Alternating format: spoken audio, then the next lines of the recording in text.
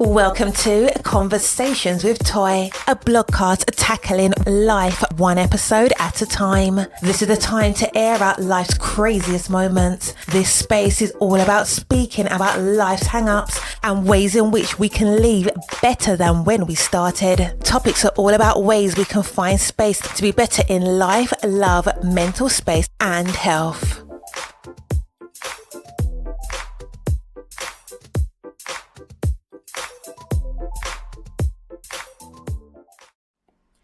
Happy Friday.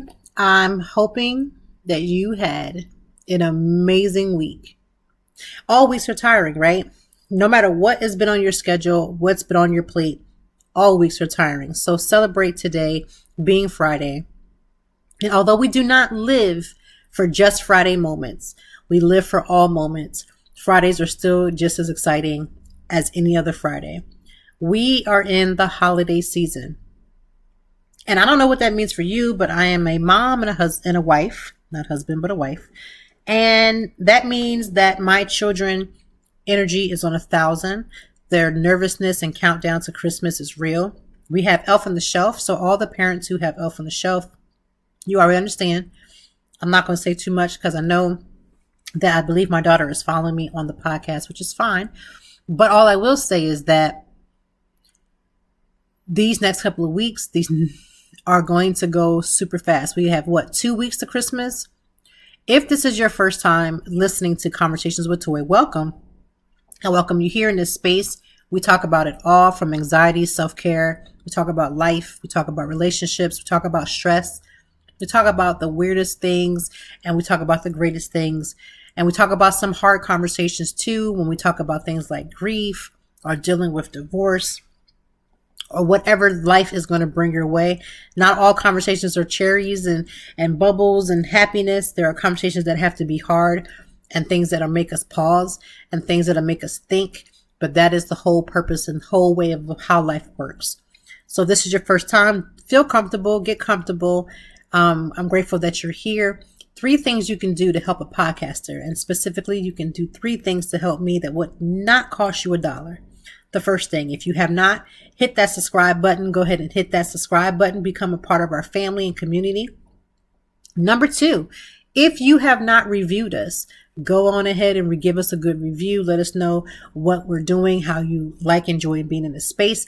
And number 3, share this to at least one person that you know. So 3 things: subscribe, review, and share. All of them are free 99. You don't have to pay anything to do it. It's free. You can do it in your own time. And it's just a great way to support a podcaster. Now that we've gotten all that out, and I'm so grateful for us to be here, there's a lot going on. The first thing I want to do is say my biggest condolences to Nick Cannon and Alyssa. They lost their son, Zen, who had I believe, a brain tumor. And he was 5 months old and he passed away this week. As a parent, that's got to be, if not the most hurtful thing a parent could ever go through. It has to top at the first 3. It has to top at the first 3 things you would never want to have happen as a parent.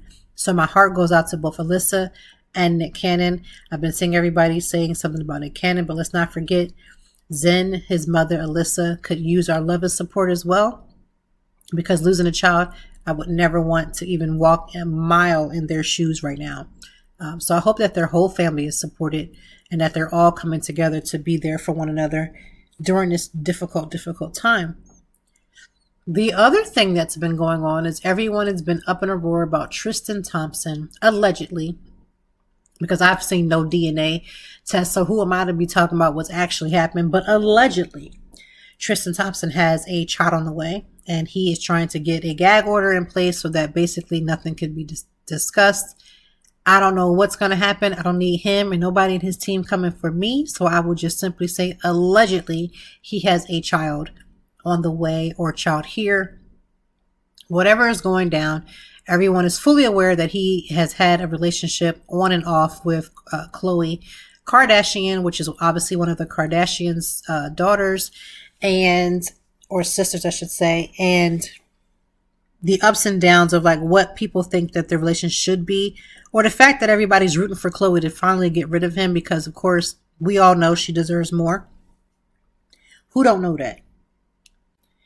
And as much as she may know, there's a difference between having the book knowledge, the knowledge that you deserve more, and then be able to walk that out. My hope is that she'll be able to walk out knowing and seeing her worth, knowing and seeing how important that she and her daughter True is. And again, I don't know the situation because we only hear about what happens in the news, what goes out. There's probably a whole nother life and lifestyle going on behind closed doors that we are not privy to. And so I only say that as a woman, my heart goes out to Chloe, and the fact that I hope that whatever she needs for her own life, to sustain her heart, that she would get that. And if it's not with Tristan, then so be it. And if it's with Tristan, maybe that'll work out. But, I'm praying that they make the best decision for them and to consider themselves in this decision, because it's different to consider your spouse if you're married. It's a lot different than trying to consider a boyfriend who has not made a permanent stamp in your life. With the holidays here, it's very important for me as a person who deals with anxiety to talk about the ways in which I personally choose to deal with my anxiety around the holidays. I am going to give suggestions that have worked for me. If they resonate with you, I would say by all means, go ahead and take advantage of them. There may be some that may be inspired that you may hear that are not the same, that inspires you. The goal is that whatever you need to do for the holidays, sometimes for me with anxiety and then the holidays coming, I have to put safety measures in place, or things that I do are more aware of my surroundings when it comes to dealing with anxiety. For instance, I cannot do last minute shopping. Last year was just proof positive that that's not the case. I've never liked to do anything last minute. I'm the type of person that can look at a schedule and, start to put stuff together for something that's due in 2 weeks. So for me to sit there and try to do like a last minute shopping thing, it just does not work. So for me, shopping early, getting everything that I want, and then moving along is the best way for me to not deal with the stress of holiday shopping. A lot of my friends, obviously because I have children, tend to buy for them. And that's fine for me. I personally buy for a core group of friends, and then I leave it at that. With the mailing the way that it is, it's probably going to be some form of digital gift cards for friends that I can't get to that are far. That's just how I like to do my list or listings, because I feel like that's what's best for me and that's what works.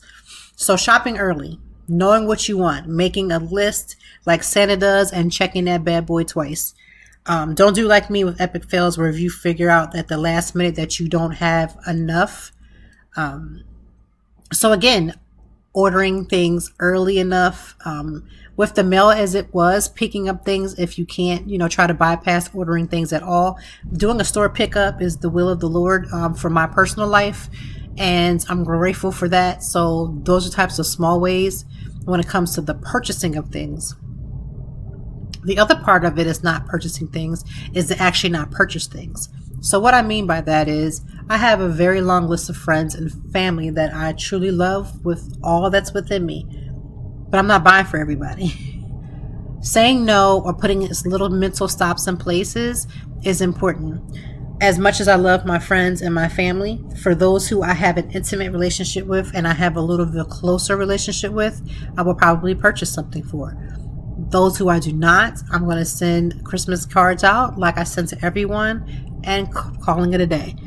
I have gotten out of this thought process that I have to buy for everyone. And the reason that I've stopped is because, one, it's costly. You can start buying gifts for a lot of people, and you start adding more people. The more people you add, that's at least increasing your list by at least $25 or more. So I've cut my list down on who I'm buying for. Secondly, setting a budget. If money was limitless and I was like some millionaire, then maybe I wouldn't even know what a budget was. But for the most part, you need a budget. You need to put a stops and challenges and put some stops in so you don't just continue buying. You are not being a good steward of your finances if you are just consistently paying for everything and you're not stopping or putting, checks and balances in places. So having a budget, sticking to the budget. I try to come underneath the budget every year because I just feel like it's just like a challenge for me. Like, I'm going to stick to this number and I'm going to come underneath that. That's the challenge. So being clear who you're buying for, and if you're not buying somebody something, be okay with that.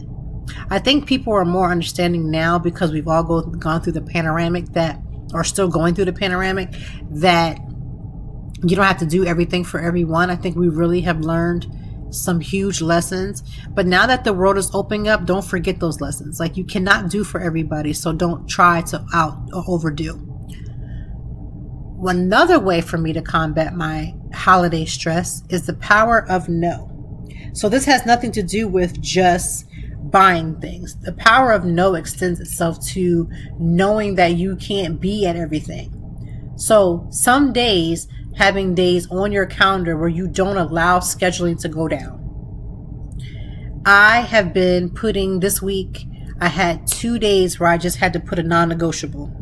And there were an event that got switched, and I was just like, sorry, I had to put that non-negotiable on there because at the end of the day, self-care is important. Saying no is important. Being clear in your intentions is important. So if with the holidays coming up, put some no on your calendar. Have a day or 2 or 3, however you need, where you're not going to schedule anything, but veg out. Like, enjoy sitting around, not having a whole lot to do. Enjoy calm times where you're not having to be or expected to be somewhere and at somebody's beck and call. So that's been working. One of the other things I like to do is I like to buy myself something or certain things that I truly like. For instance, I'm a mug person. When you're talking about anxiety and you're talking about self-care, for me, I try to rotate 1 or 2 mugs a week so that I can get, first of all, full use of all of the mugs that I have, because I have a mug just about every holiday. But in addition to that, starting off my week with a certain mug may make me feel extremely excited. So as much as we talk about anxiety and ways to prevent it or ways of recognizing it, I think the bigger thing is recognizing it. There are some things that are just about joy. So maybe I get joy out of just drinking out of a different cup every week or so. And that doesn't mean you don't wash the cup. You wash the list, because some of y'all be like, she's using the same cup every day. I promise you I'm rotating 2 cups, and I promise you that each cup is getting washed after every use, but I will rotate 2 cups to go back and forth on so that I get all the uses of the mugs. Because I am a mug person, somebody gifted me a mug, especially if it's super cute and different, is my thing. So I'm okay with that. I bought myself a 2022 planner. I have not bought a planner in 2 years, so I figured now that, life is where it is, no matter what happens, let me just go ahead and buy another planner. So those are certain things that I can do for myself: the mug, the planner, enjoying certain beverages that I choose. It doesn't always have to be alcoholic, just like coffee and different things that I like to enjoy have been just really game changers for me. And again, we're talking about ways of dealing with anxiety. I think built-in self-care is important. Putting on your schedule 15 to 20 minutes of you time is important. And I know people get really caught up when you say me time because they elaborate and think that that means you're at a facial or you're getting a massage. If you can afford it and you can do that, go ahead and do that. But sometimes self-care looks very simple. Sometimes self-care can be in the form of a nap. Going to sleep for 15 to 20 minutes or even up to 30 minutes of just getting that unsolicited sleep. And when you do that, get your phones from away from you. Sometimes we have our phones up underneath us. I found times where I wake up and the phone is like right underneath me physically. And I'm like, mentally, I'm probably trying to figure out what's happening on that phone. I'm on social media or I'm texting a family or whatever it is that I'm doing. So sometimes even the smallest of a thing like a nap, where you're uninterrupted, where you are not allowing things or people to interrupt your time, those are ways that you can help with your anxiety. Now, dealing with anxiety doesn't mean that life is like at a complete loss and you're at a doom and gloom every day. And I don't know why people have this supposedly, well, she doesn't look like she deals with anxiety. What does anxiety look like? Honestly, what does anxiety look like? I think sometimes we think that anxiety is supposed to look like your hair is about to be pulled out, or you're super frustrated and flustered every other 2.3 seconds, but it's not that way all the time. So as I talk about anxiety and as I talk about dealing with certain things and putting things in practice, can I just talk about something of joy too? So as much as I'll talk about something that's happening, things you need to prevent, all those other things, there are just some moments of joy. So last week, I will say the end of last week, more like the weekend, I was just watching my children and looking at them and thinking to myself, one, always consider and look at my kids and feel and know how blessed I am to be their mother. Like, I'm so grateful that I was literally called to be their mother. But I was having this moment and I was like, Lord, don't let this be a moment. Like, I was having a headache too. So I was like, this can't be like a headache moment. But I was sitting there and just seeing them content and happy and playing brought me so much joy. Like, watching them excited, watching them just ready to just, they were just so joyful. It was just a beautiful moment. And I thought to myself, I'm always looking for ways to be joyful, to be happy. And that's not what I always could say a couple years ago when I first started to figure out what anxiety was, and I was going through postpartum depression. And then you know how much of a journey that is when you're dealing with that, your body going through all these different hormonal changes and just all the things that go down with these high stressful moments. And there was moments in my life where I was so clouded with the layers of trying to heal through my anxiety and not realizing what that was. Or depression. Like, depression is such a heavy, it's like almost wearing a coat that's like 5 times too big. You ever seen, like, you ever grow up and you see kids that maybe their parents can't afford, whatever it is that they need, that people think they should be affording. So they may buy a coat that's too big, or they may pass down a coat from an older sibling to a child and they can't yet fit it. That's how I feel like sometimes when we're walking around in our depression. It's like a heavy jacket that's overwhelming, and we look crazy. We look out of place because the coat doesn't fit and it doesn't feel right. And we're having these moments. But even in anxiety, even when dealing with those depression, there are still moments of joy. And so last week, as I was looking at the kids, I just grappled in that moment of seeing that joy. And like I said, there were years where I could not say that. I didn't even recognize my own blessing and didn't even really tap into that. Like, you miss the moments where you see the moments that you missed, that you could have been more in joy and you could have actually been handling life and just enjoying the moments. But sometimes we're just like, well, I know my depression is coming. Like, I know that you have to be aware, and I am aware. I have a plan, and I have a plan for when things happen to protect myself and to make sure that everything's healthy and does what it needs to do.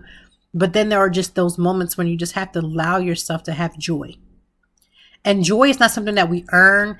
It's not something it's not something that we have to pay for. Joy comes from the inside of knowing that life is going to probably have its most bumpiest moments. But in spite of all of that, the joy that I have knowing that I'm going to get through something, the joy that I have knowing that, yes, this is temporary. This is very temporary, and there's going to be joy on the other side of this. I'm going to look back at this as a lesson. Those are things that we tell ourselves, which are very true, but I'm trying to live in more joy moments than focusing on the negative, than focus on the things that need my attention all the time, and just walking in joy. The joy of friendship. Some of my friends, we've been having these moments where we've had these one-on-ones, and we've really been having these really big conversations about what we're expecting from life and the things that we're putting into getting what we want out of life. Those are beautiful moments. And I want us to realize that you can have a life that has anxiety, but you also can see and be and walk in the beauty of life. Being a person with anxiety does not mean that your life stops. I had to learn that very early on, that life does not stop because you have anxiety. When we think about people who have like a physical impairment, whether they can't walk, they can't see, maybe they can't hear, it's usually their other senses that become more heightened. And so although I may have this big element of cloud of this anxiety that I may deal with, or maybe I walk around and I deal with this depression. My other senses are becoming more elevated. I'm more apt to be more understanding of other people. I then find ways to show love towards other people because I'm walking and trying to walk in that love that I'm giving myself. You don't always have to have your moments, even with anxiety, be so downtrodden that you can't experience joy. If you're looking for ways to skip the trip to the post office and dodge all of that hectic holiday shopping traffic, why not save time and money with Stamps.com? Stamps.com allows you to compare rates, print labels, and access exclusive discounts on UPS and USPS services all year long. It just makes sense, especially if your business sends more mail and packages during the holidays. Going to the post office instead of using Stamps.com is kind of like taking the stairs instead of the elevator. Just going up a couple floors? Sure, take the stairs. Walking up 30 flights a day? You could use a break. If you spend more time and more of your day and during the week dealing with mail and shipping, Stamps.com is a lifesaver. You'll save so much time and money, you'll wonder why you didn't start sooner. Keep in mind, I love receiving as many packages, but I couldn't imagine being business owners having to struggle during this time. Save time and money this holiday season with Stamps.com. Sign up with the promo code POD, that's P-O-D, for a special offer that includes a 4-week trial, free postage, and a digital scale. No long-term commitments or contracts. Just go to Stamps.com, click the microphone at the top of the page, and enter the code POD. That's code P-O-D for POD. So as we get closer to the holidays, we're talking about joy, we're talking about the stress and trying to manage yourself. And again, I don't know what that's going to look like for you. I would say, think about the things that you felt you needed. Like sometimes we have these moments where we feel what we need after the fact.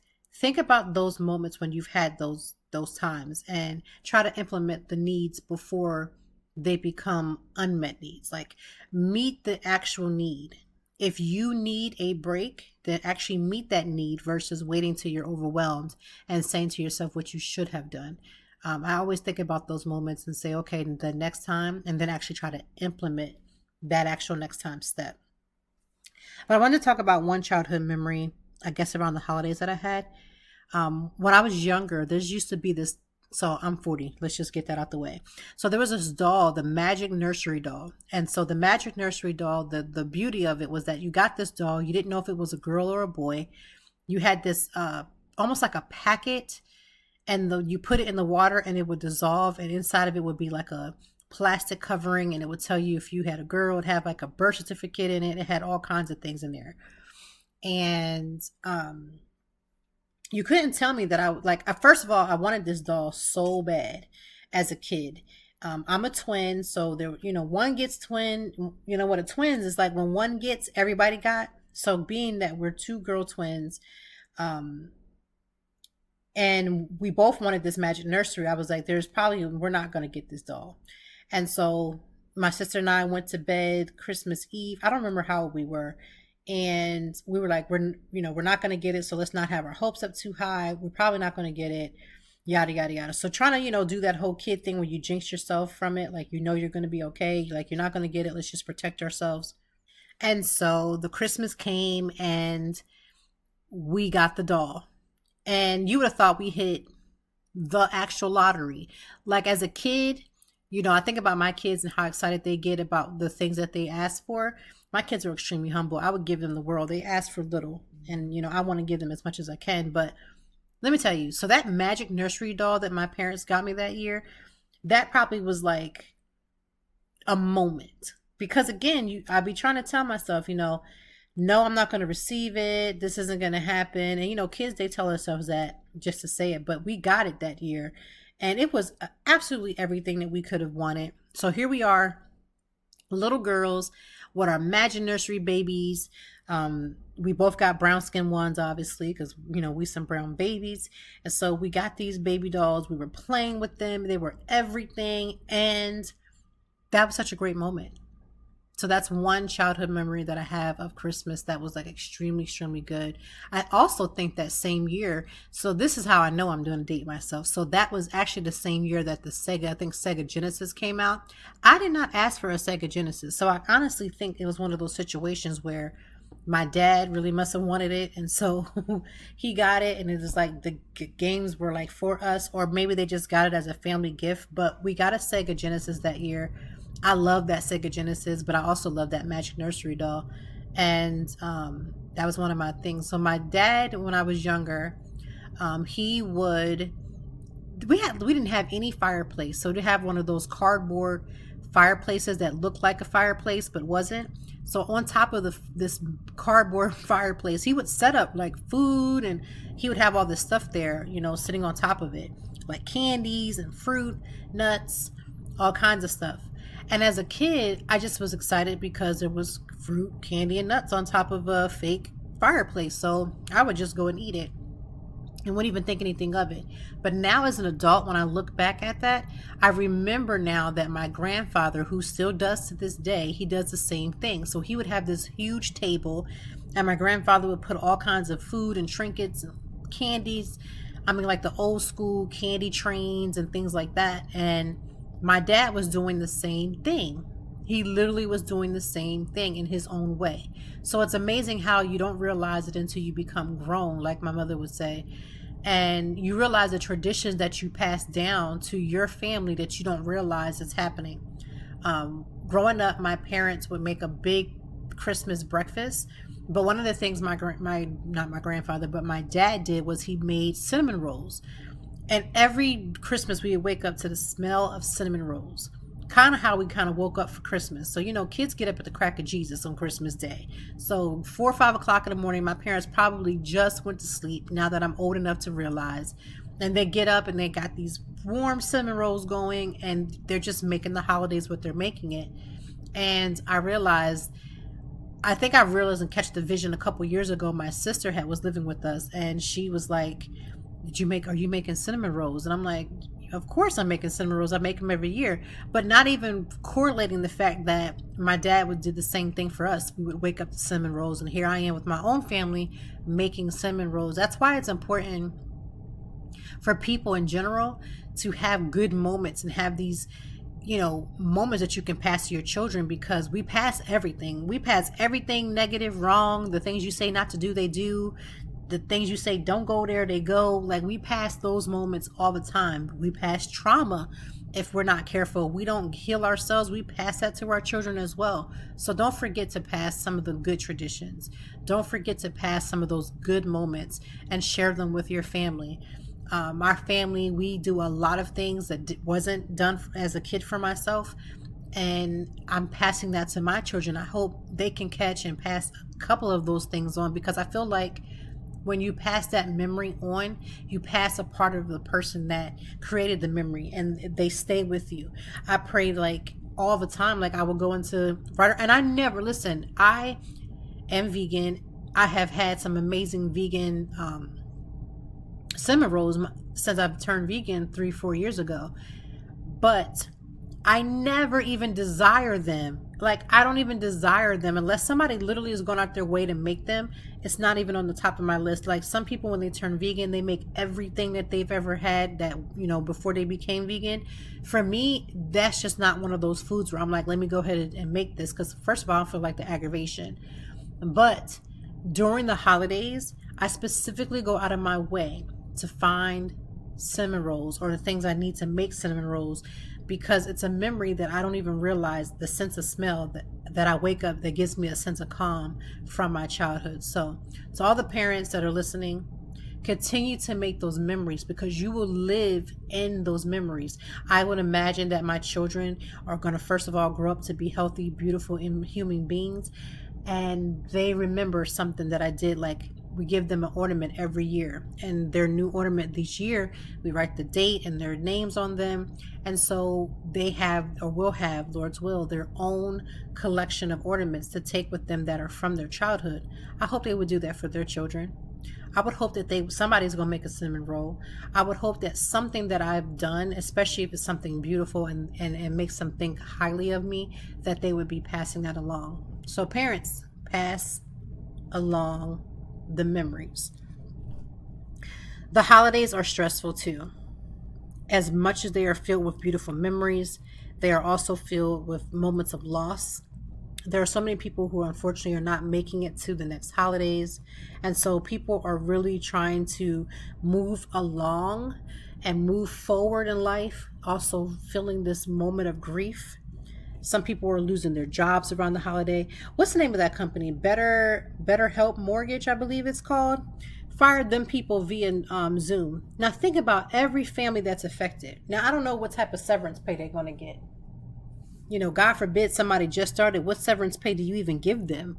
But to have your job be lost right before the holidays, this happens all the time. And so we have to be mindful when we're blessed and we don't know that how other people are also, are living. This is a time of loss. People are losing all kinds of different things. And so as much as we want to celebrate the holidays, and we will, the holidays can be just as stressful. And so let's keep that in mind so that we can then still walk in our joy, but also be mindful of other people. All right, something that I'm actually looking forward to beyond the Christmas holidays, although Christmas is my most amazingly favorite holiday outside of my birthday, because my birthday is a holiday as well. I am excited, always excited every year to start off fresh. So I love the new year as well. The new year is always a reset, a restart. And listen, I am the first person to tell you that you don't live for Fridays, you don't live for New Year's too, but you can be excited about change. I think we have to get past this whole thing like, oh, we're supposed to be. No, you can be excited. And one of the things that I get excited about is I love resets of any sort.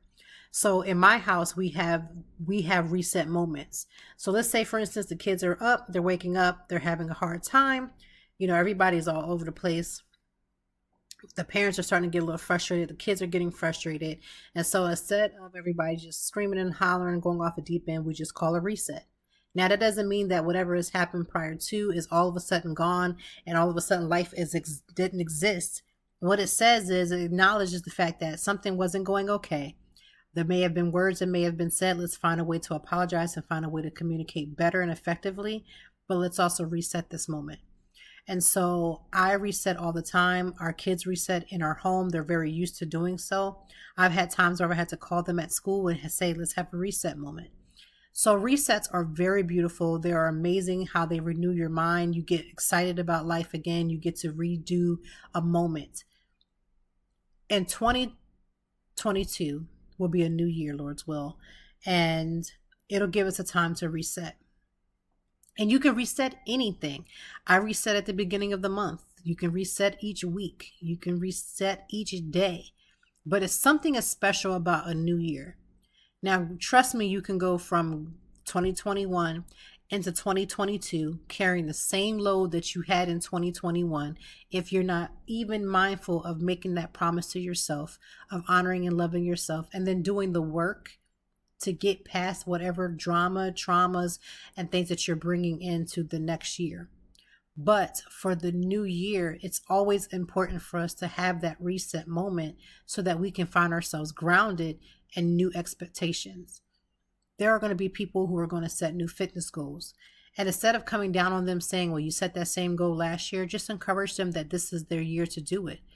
When you're doing whatever goal, whether it's a weight loss, becoming, one with someone in marriage, it doesn't matter what the goal is. At the end of the day, every new day should be reset. And so this new year, I pray that you come with a clear conscience of what it is that you want to reset on. And then be prepared to do the work. So when I do vision boards with my husband as a couple. We do them as individuals. We talk about our goals as a family.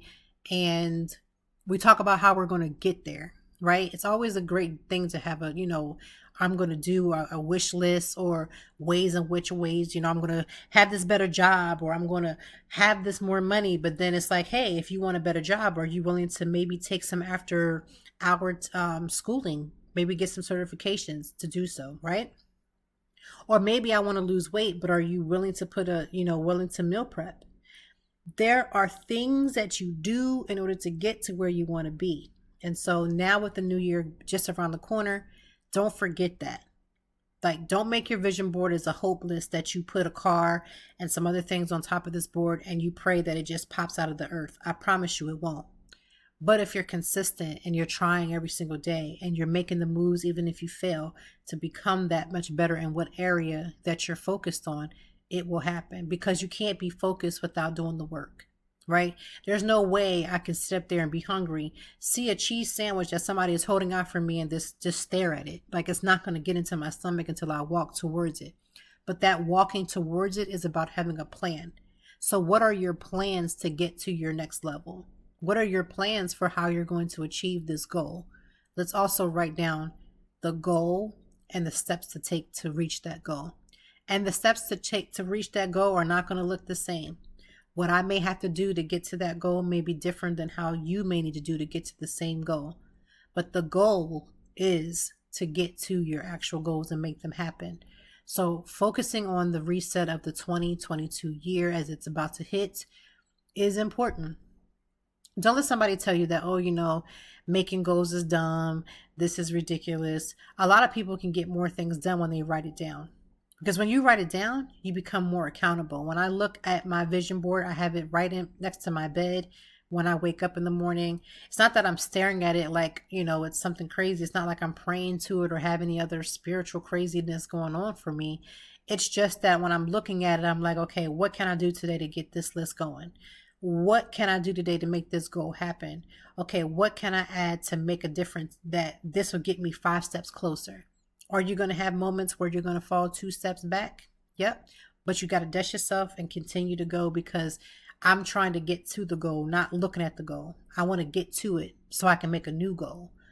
And so I want us to be focused on 2022 and find ways to really just be a better human, really. There are people who out here doing amazing work, right? They're doing great things for their community.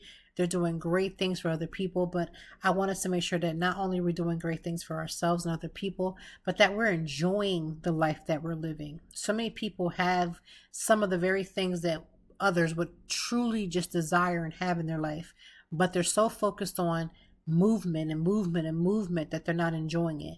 Enjoy, set goals, work hard, but also enjoy, because we got to have some joy in this life. So get that clear with yourself, because that's important. This week is a little short because we will be having some amazing speakers. I am editing as we speak. It takes a little bit to edit sometimes when it comes to these episodes. And so that's where we are waiting for our guests to come through. And I got about 5 requests today for more guests. So we are about to go into 2022 with some amazing conversations. If you know of a speaker that would love to be a part of this podcast, you can more than happily to send them my way. That is completely fine. I am on social media as Toy Time Blog. I also have a blog. That's toytime.org. So go there for all things blog. But keep in mind, we're literally just 2 weeks away from Christmas. Stress is real. Take breaks. Say no. Do what makes you happy and float towards more things that bring you complete joy. We will definitely be back next week with another episode. And if you're thinking and wondering, so we can get some housekeeping things together and put it out there, we will still have an episode. I think that is Christmas Eve. We will still have an episode for Christmas Eve. The reason why I took the break that I did, I take a break after each season, is so that I can support everybody through the seasonal depression moments. And what I say by that is there is just this time of year where not everybody, but a lot of people deal with seasonal depression. And the more that you feel supported, the better you are to getting through it. So I've made sure that the episodes would continue through that moment and that time. Also, it's a way to help me as well, because I've been very open. I deal with seasonal depression as well. So if you are dealing with that, just a couple things, get outside for a few moments. Even if it does have like a cloudy day or rainy, just open your blinds a little bit to let some natural light into your home. And if you can't get out and be physical, find different ways to be physical inside of your home. We have our bike that we've had that we bought in the panoramic in the beginning of it. Thankfully, because at the time there was not that many exercise bikes available. I have that. We can do yoga in the house. YouTube is your best friend. You can find something physical on every challenging level, even if you're the type of person that can just stand in the kitchen or the living room and just walk or step. Do just that. Get some movement in your life. That helps with it as well. I know that this is not the season for eating well. This is the season for overindulgent. I feel like even the most person that has just been staying to the course, it's just something about the holidays and those holiday treats, that peppermint, all those things that, pop off in the middle of Christmas season. Eat well. Eating well is not just about limiting yourself too. Like, eating well is just about being a balanced person and eating as much as you can to get the nutrients that you need for your life. Everybody's body is different. So that's why I always encourage you, if you have access, and a lot of us don't even know we have access to, like, a nutritionist, look through your insurance and you may actually have access to a nutritionist that can help you to reach your goals with trying to get your relationship with food to be a lot healthier. Do that. But go ahead and enjoy that piece of pie. I've had pie this season. I'm about to start making up cookie batches. So don't deprive yourself of everything in the name of, diets or the name of a lifestyle. There are so many lifestyle foods that you can have that fits you, that will just still allow you to have joy in the food that you're actually eating. So we'll see you next week. We're going to continue talking about Christmas memories. There's actually even a podcast about Christmas memories. So I'm not double sharing. I'm only sharing the ones that I haven't shared before. And we will be back next week. 3 things that you can do to support a podcaster. Remember, they are: 1, to subscribe to the show. Number 2, review the show. They're on different platforms. We're on Spotify. We're on Podchaser. We're on Amazon. We are on Apple, Google. We're on all of them. So review a podcast. Subscribe to a podcast show. And number 3, share the episode with someone else. There may be somebody who's trying to figure out how to balance this Christmas anxiety along with seasonal depression, along with regular depression, and everything else that's going on. Very much real. Share the episode so that they can be enlightened. Maybe there was something that I said. It's not that it was something deep or any type of anything, but it's something as small as, buying yourself a planner. Something as small as your favorite mug may have inspired them to look for something that they can find joy in, and that'll help them. So share the episode. We will be back next week. I appreciate the love and support. The one day I woke up to 200 downloads, and that was like in hour 1. And then I turned around and I think it was like hour 3. It was like a whole another level of downloads. So you guys are really supporting the show, and I can't do nothing but be grateful for that. So thank you for doing just that, supporting, showing up. I love you. It's amazing. If you're on that treadmill, I'm sending all the energy to you so that your time on that treadmill, the bike, whatever you're doing is going to be blessed. Have an amazing weekend. The drink of the day. Today's drink is a peppermint hot chocolate. Now, for my friends who love the spike like I do, go ahead and get your spike on, but make sure you make it a peppermint hot chocolate. Something as simple as a peppermint hot chocolate with a little bit of spice to it. It's amazing. So that is the drink of the day. It can be drank with or without alcohol. I won't judge either way. You already know how I'm going to drink mine. And so that is the drink of the day. Enjoy your weekend.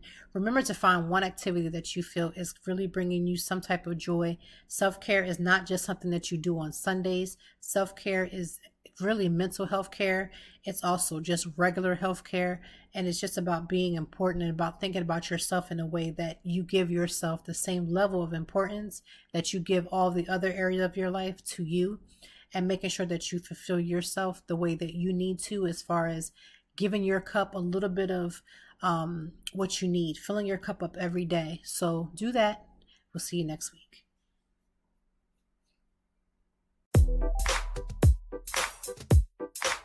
Thank you as always for joining me, and I know that even in the deepest or joyful conversations that there's something we can learn and apply. Until next time, I hope that you are doing better. If not, we will be back to talk some more and handle it. Peace to you and yours. Stay grounded.